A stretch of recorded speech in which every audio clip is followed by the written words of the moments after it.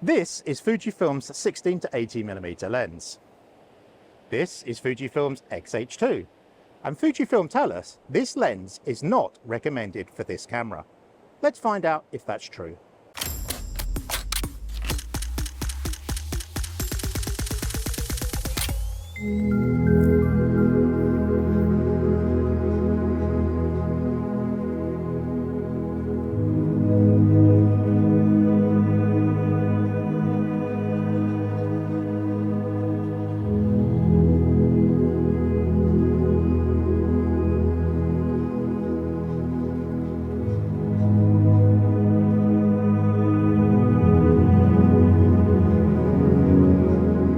Fujifilm released the X-T5 and the X-H2, they published a recommended list of lenses. This lens wasn't on it. This one here, the 100 to 400, was on it. This is going to be our control lens for this test. It's not a scientific test, it's never meant to be. All my tests are supposed to be in the world practical tests to see how well a piece of equipment works. In this case, we're going to look at this 16-80mm on the X-H2 and see whether it's sharp, unsharp, whether it will resolve the 40 megapixels or not. What we're going to do, we're going to shoot this wall over here close up. We're going to shoot f5.6 and f8 so we don't get diffraction. If you want to know more about diffraction, check the video that I did a couple of weeks ago in the description below. It's a fascinating thing to work out. Anything above f8, f11 on this camera is going to get unsharp anyway, so we're going to do 5.6 and f8. We're going to use the 100 to 400 as a control lens. It's about the closest lens that I've got to the 80mm, so we'll shoot at 100mm on this, 80mm on this, and we'll also do some wider angle shots with this one just to see how it resolves. Nothing scientific, it's just going to be a practical in the field test to see whether this lens is any good or not. So join me as we take a few pictures and see what the results are going to be.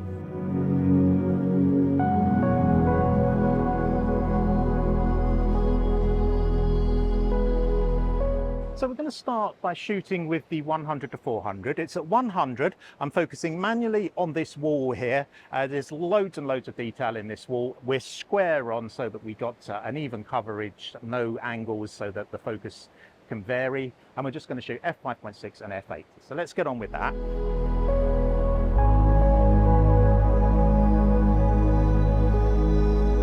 So rather than take this lens off now, I'm also going to shoot towards the cathedral, so we've got a distance shot to check. So we'll do that with this lens and then we'll swap over to the 16 to 80mm.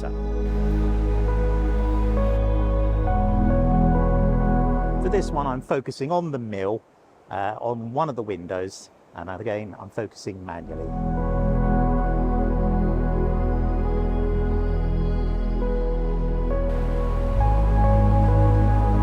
So with that done, let's come and get the 16 to 80mm and we'll put that on and we'll repeat this test and see how it comes out.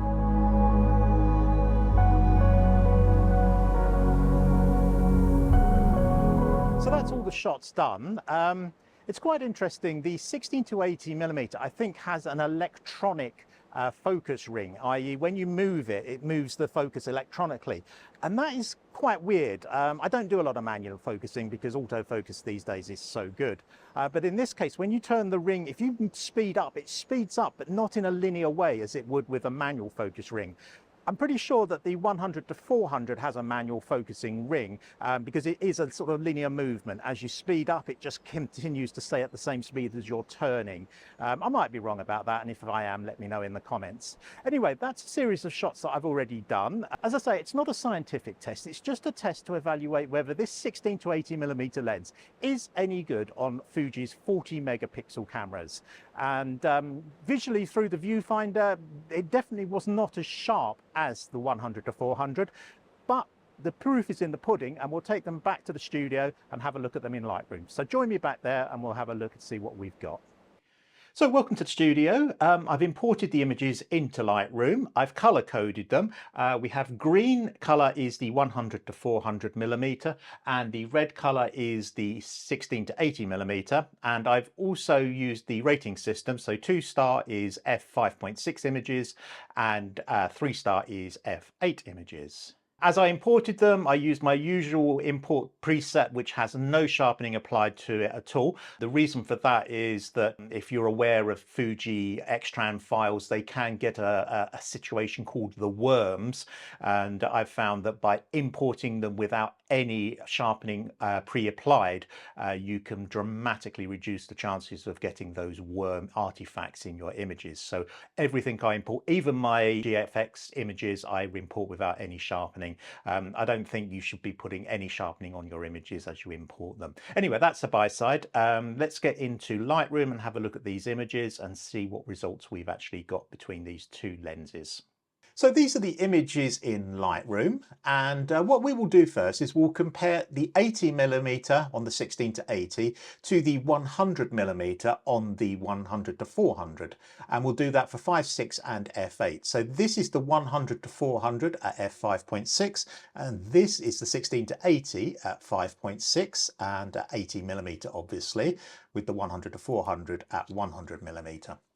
And first impressions are that very, very similar without zooming in. Contrast very similar, sharpness very similar, color pretty much matching. I think they look very, very similar. Let's zoom in to 100% and we'll just move around a little bit. And again, I don't think there's a huge difference. I would say possibly that the 16-80 has just a little bit more definition in these cobwebs here, but it's very, very minimal. I wouldn't feel that that was any great difference going on there. Let's go to the f8 versions and we'll compare those. And again, side by side, I think at f8, it could be the slight variation in exposure, but to me, the 16-80 on the right at 80mm seems to have slightly more contrast than the 100-400.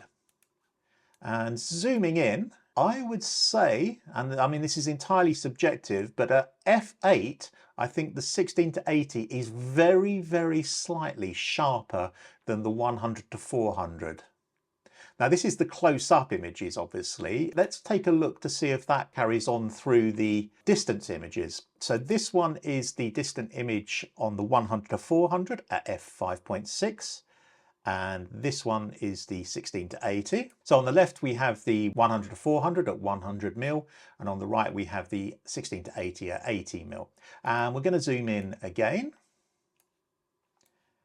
And I think there's a definite difference here at distance. You can see at 100mm on the 100-400, definite improvement in sharpness over the 16-80 at this distance. That's quite a difference. I would say, again, this might be an exposure thing. I would say the contrast is slightly higher in the 16-80, but the sharpness is definitely higher in the 100-400. So let's go back and we'll do that at f8, see if there's any difference. And I would say that at f8, I think we're possibly hitting the sweet spot for the 16-80 because that looks just a tad sharper than the 100-400. Very, very little in it, but it does seem that by coming down to around f8, you might be hitting the sweet spot on the 16-80 lens. So that was comparing the 100-400, which was my only lens that is actually on the recommended list. That was my control samples. I have done some shots with the 16-80mm at 16mm. I don't have any recommended lenses to compare that to, but what we can do is just have a look at them side by side. So if we take these two, the one on the left is the one that's at f5.6 and the one on the right is the one that's at f8. And I can see very little difference in those two, to be quite honest. That's the distance shot at 16mm. Let's come into 200%, see if there's any difference there. Very, very little. If anything, the 5.6 version is maybe just taking it, but there's hardly any difference between the two at f5.6 and f8. Not particularly sharp in either image to my mind, so 16mm doesn't seem to be as sharp as the 80mm end of the lens. Let's just do another comparison with the closer shots. So we'll do these two shots here, f5.6, f8, both taken at the same distance as the 180mm comparisons. And I would say, let's have a look at this. I would say neither of them are particularly spectacular. The f8 is possibly just resolving a little bit more at definition. These are at 200% incidentally. The f8 is possibly resolving just a little bit more definition than the f5.6. Color and contrast both very similar, very good, but the sharpness I think is probably not the best. So in conclusion, and again, this is a real world test, this is not scientific, it's not looking at lens charts or anything like that. I would say that the two lenses resolving on a 40 megapixel camera, the X-T5 or the X-H2, are very, very similar. I would say at the telephoto end of the 16-80mm, it kind of matches fairly closely the 100 to 400 at 100mm. Wider open, I'm not overly impressed at 16mm. It does look a little bit unsharp, but I would say there's definitely a sweet spot in the 16 to 80 that's around f8. Obviously, if we go to f11, f16, we're going to start introducing diffraction, and that's not a good thing. So I think that the 16 to 80, beyond 16mm, and I'd like to go out and try this at other focal lengths as well, and perhaps compare it to the 10 to 24 series 2 that I have. And if you'd like to see that, let me know in the comments below. But I think at 16mm, as wide an angle as it goes, I don't think it's a brilliant lens. It's a usable lens. But at 80mm, I would say it's reasonable, and it seems to be on a par with the 100 to 400 at 100mm. I think in the real world, in most cases, unless you're printing massive prints, both these lenses are fine, and the 16 to 80 will work for most people's needs. If you need the 2.8, then obviously you need to go for the 16 to 55mm, but that's a much bigger lens and that's much more expensive. So I think for 90% of the people, including myself, the 16 to 80 is a very, very usable lens. If you have the 16 to 80mm, let me know in the comments below your opinion of it. Do you think it's a good lens? Do you like it? Do you find some flaws in it? Is it unsharp? Is it unusable for your needs? Like I said, for my needs, I think it's a pretty decent lens. If you've enjoyed the video, a like would be great and a subscription would be absolutely fantastic, and I will see you in the next one.